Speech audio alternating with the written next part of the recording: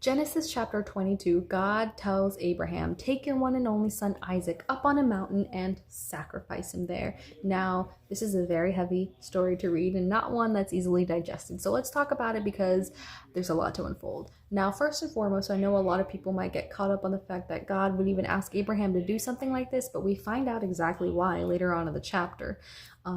What I want to focus on is why was Abraham so willing? Because in the entire chapter, not once does it say that Abraham was angry at God, that Abraham questioned God, that Abraham asked for things to be different. He simply went to bed, woke up early, saddled up his donkey, took his son and two men, and they went on their way to do this deed. So the question is, why was he so willing? I think it's because he knew of God's character and trusted in God's character. For reference, let's go to Genesis chapter 18, verses 21 through 32. This is basically where God goes to Abraham and he's like, yo, Sodom and Gomorrah is looking a little rough, full of evilness and wickedness. I'm going to go over there and take care of it. And Abraham says, well, God, what if there's like 10 people there who are good people? Are you going to destroy them too? And God says, son, you make a good point. No, I won't destroy them. Even if there's 5 people there who are good, I will spare them. Right off the bat, we see that God is a merciful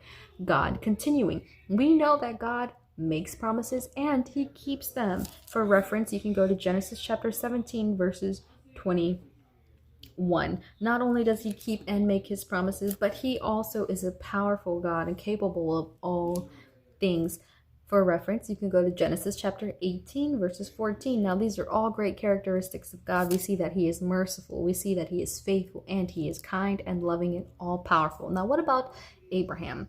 Abraham had great faith and trust in the Lord, and he was not a stranger to obeying God, even in moments of uncertainty and spontaneity. For reference, you can go to Genesis chapter 12, verses 1 through 4, or Genesis chapter 21, verses 9 through 12. Now, with all of these displays of God's character, it makes sense why Abraham was willing. He trusted God in his plans. No doubt he was sad and grievous about it, but he was secure in the fact that God is a good, loving, merciful God. In this moment, God and Abraham both reveal their true selves to each other.